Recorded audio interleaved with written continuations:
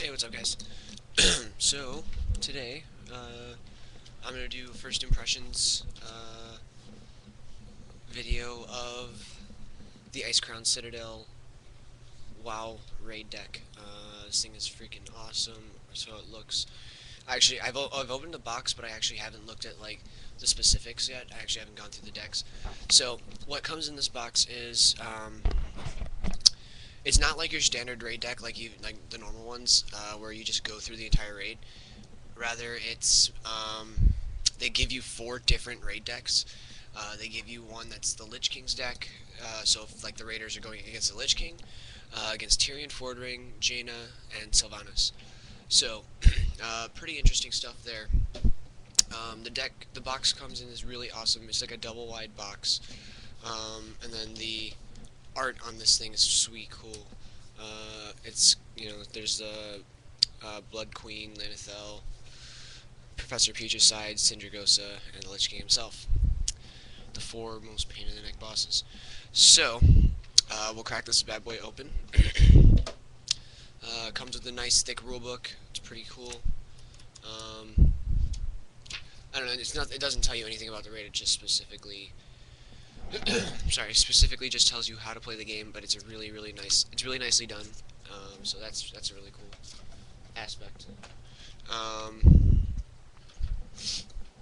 There are four big hero cards that come with it for each of the decks. So obviously the Lich King, Jaina, Tyrion, and Sylvanas. Now they each have the double sides with different abilities. The full art side has their jacked up ability. So I'm just really going to quickly go through what each one of them does, starting with Sylvanas. So Song of Sylvanas, Sylvanas and allies in her party have Assault 1, which is pretty good. I'd say that's pretty sweet. And then on our turn, on turn 7, so basically we pay 7 resources and we flip her over, and she has Shriek of the Highborn, which is when she flips to this side, she deals 7 shadow damage to target Scourge, hero, or ally.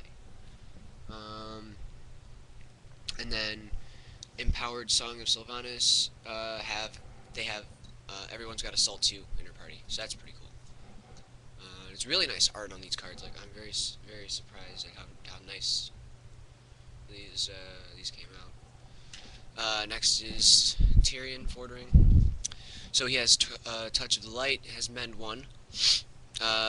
Then flip him over on turn 6.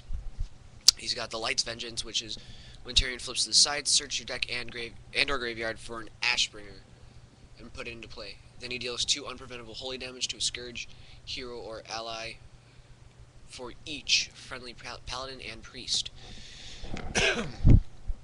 And then he has Light's Blessing, which is Mend 2. That's pretty good if you're playing paladin in your priest deck. I'm assuming that all of the cards that is in his deck are paladins and priests, so that's probably pretty good. Next is Jaina. Brilliance Aura. If she would deal damage with an ability, she deals that much +1, and then flip her over on turn 8. And she has teleport. When she flips to the side, you may search your deck for up to 2 allies and put them into play. That's really good for Swarm. An Empowered Brilliance Aura, Jaina would deal damage with an ability. She deals 2, that much +2. And then lastly, the Lich King, the bad boss of the deck, or of the set here. So, on his regular side, at the start of your turn, if you control 2 or more resources, which is gonna happen, you may search your deck for a card named Frostmourne or Helm of Domination and put it into play for free. It's ridiculous. And then on turn 10, you flip him over, and then he has Fury of Frostmourne, which is at the start of your turn. The Lich King deals 300,000 unpreventable shadow damage to each opposing hero. So basically, if you get to this side, if you get to turn 10 and flips him over, it's game. It's done. So, also, I'm going to show you guys the loot pack. I bought an additional loot pack as well to go with it, just because I thought it would be kind of fun to see if there's anything different. So, honestly, though, there really isn't a lot of I don't know, like I play a paladin deck, and so a paladin and a death knight deck. So these are really not, none of these are super geared towards me in any way, shape, or form. So, but the first one, Halion, Staff of Forgotten Love. This is these are actually, I think these are actually things from the um, actual, some of the loot items are some like actual loot items from the game, from the bosses from the drop. So, because I'm pretty sure this is one. Next, I got Invincible. I think this was one from the one that I bought. Invincible is just an ally that just chills and it can't be attacked, and it's just once per turn when a resource is, when you place a resource face up. So when you play a quest card or something like that, target ally you control gains Invincible, so it can't leave play, be targeted, or dealt damage. So it just rocks all day. Next is a Wind Shear Totem. Lets you interrupt an ability. It's an instant speed, and it deals at the start of the turn. It deals a nature damage, so that's pretty cool. Show you that card. Next is Windrunner's Heartseeker. I'm assuming this is probably for Sylvanas, but it's got long range. It's a 5 to play it, 0 to use it, 0 attack. But when it enters play, you put 2 1/1 undead ally tokens into play, and it has +1 for each undead you control. This necklace or trinket, I remember this was an actual one. At the start of your turn, you may put an unlimited ally from your hand into play if it costs less or equal to the cost of an unlimited ally you control. I'm not exactly sure exactly what that means. So this video is also going to be broken up in a couple parts because I'm actually getting pretty long here. Reinforced Steel, it's an arms ability. This one actually completed me, an undead, or an unholy, sorry, ability here for Death Knights. That's pretty good. Mental Focus, a Disc Priest ability. Oathbinder, charge of the Ranger General. So this is a polearm for hunters and druids. Securing the Ramparts, a quest card. If you control an armor, weapon, or item, pay 1 to complete this quest. Draw 2 cards. This is about the best one I've seen.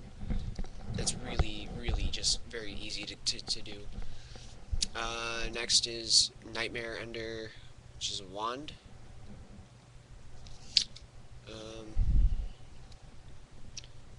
Lets you, basically, when you play it, you destroy it, and then you can shuffle your hand back into your deck and draw the same number of cards.